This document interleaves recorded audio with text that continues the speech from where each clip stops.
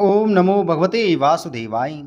कृष्णाय वासुदेवाय हरे परमात्मने प्रणतिक्लेशनाशाय गोविंदाय नमो नमः।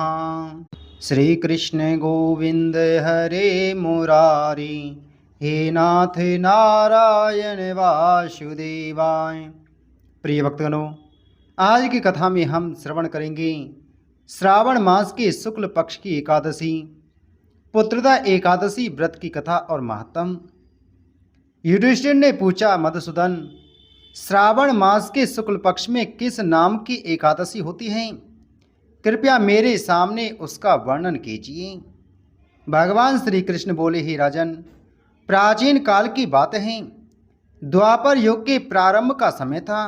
महिष्मतीपुर में राजा महिजीत अपने राज्य का पालन करते थे, किंतु उन्हें कोई पुत्र नहीं था, इसीलिए वह राज्य उन्हें सुखदायक नहीं प्रतीत होता था।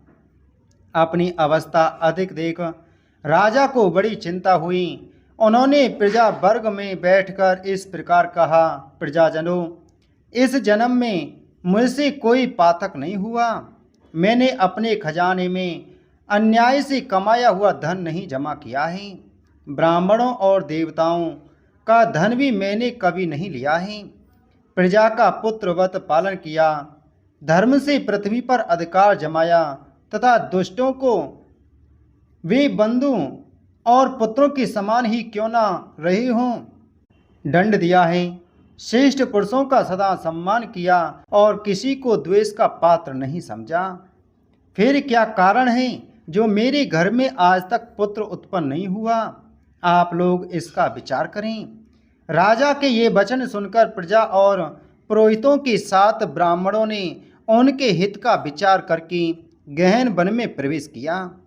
राजा का कल्याण चाहने वाले वे सभी लोग इधर उधर घूमकर ऋषि व सेवित आश्रमों की तलाश करने लगी। इतने ही में उन्हें मुनि श्रेष्ठ लोमस का दर्शन हुआ। लोमस जी धर्म के तत्वज्ञ, संपूर्ण शास्त्रों के विशिष्ट विद्वान, दीर्घायु और महात्मा हैं। उनका शरीर लोम से भरा हुआ है। वे ब्रह्मा जी के समान तेजस्वी हैं। एक एक कल्प बीतने पर उनके शरीर का एक एक रोम विशीर्ण होता है, टूटकर गिरता है, इसीलिए उनका नाम लोमस हुआ है। वे महामुनि तीनों कालों की बातें जानते हैं। उन्हें देखकर सब लोगों को बड़ा हर्ष हुआ। उन्हें निकट आया देख लोमस जी ने पूछा, तुम सब लोग किस लिए यहाँ आए हो? अपने आगमन का कारण बताओ। तुम लोगों के लिए जो हितकर कार्य होगा उसे मैं अवश्य करूँगा। प्रजाओं ने कहा, ब्राह्मण, इस समय महिजीत नाम वाले जो राजा हैं उन्हें कोई पुत्र नहीं है। हम लोग उन्हीं की प्रजा हैं जिनका उन्होंने पुत्र की भांति पालन किया है। उन्हें पुत्रहीन देख उनके दुख से दुखित हो हम तपस्या करने का दृढ़ निश्चय करके यहाँ आए हैं। द्विजोत्तम, राजा के भाग्य से इस समय हमें आपका दर्शन मिला है। महापुरुषों के दर्शन से ही मनुष्यों के सब कार्य सिद्ध हो जाते हैं। मुनि, अब हमें उस उपाय का उपदेश कीजिए जिससे राजा को पुत्र की प्राप्ति हो। उनकी बात सुनकर महर्षि लोमस 2 घड़ी तक ध्यान मग्न हो गई। तत्पश्चात राजा के प्राचीन जन्म का वृतांत जानकर उन्होंने कहा, प्रजावृंद सुनो।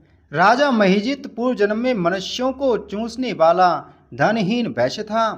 वह वैश्य गांव गांव घूमकर व्यापार किया करता था।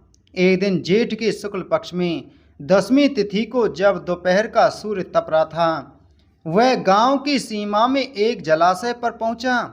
पानी से भरी हुई बावली देखकर वैश्य ने वहां जल पीने का विचार किया। इतने ही में वहां बछड़े के साथ एक गौवी आ पहुंची।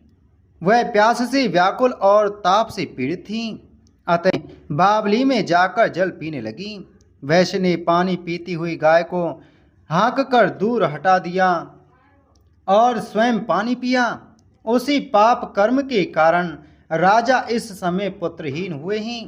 किसी जन्म के पुण्य से उन्हें अकंटक राज्य की प्राप्ति हुई है। प्रजाओं ने कहा, मुनि, पुराण में सुना जाता है कि प्रायश्चित रूप पुण्य से पाप नष्ट होता है, अतः पुण्य का उपदेश कीजिए जिससे उस पाप का नाश हो जाए। लोमस बोले, प्रजाजनों, श्रावण मास के शुक्ल पक्ष में जो एकादशी होती है वह पुत्रदा नाम से विख्यात है। वह मनोवांछित फल प्रदान करने वाली हैं। तुम लोग उसी का व्रत करो। यह सुनकर प्रजाओं ने मुनि को नमस्कार किया और नगर में आकर विधि पूर्वक पुत्रदा एकादशी के व्रत का अनुष्ठान किया। उन्होंने विधि पूर्वक जागरण भी किया और उसका निर्मल पुण्य राजा को दे दिया। तत्पश्चात रानी ने गर्भ धारण किया और प्रसव का समय आने पर बलवान पुत्र को जन्म दिया। भगवान श्री कृष्ण कहते हैं कि हे धर्मराज युधिष्ठिर, इस एकादशी का महत्व सुनकर मनुष्य पाप से मुक्त हो जाता है तथा यह लोक में सुख पाकर परलोक में स्वर्गीय गति को प्राप्त होता है। बोलो एकादशी महात्म की जय। बोलो श्री कृष्णचंद्र भगवान की जय।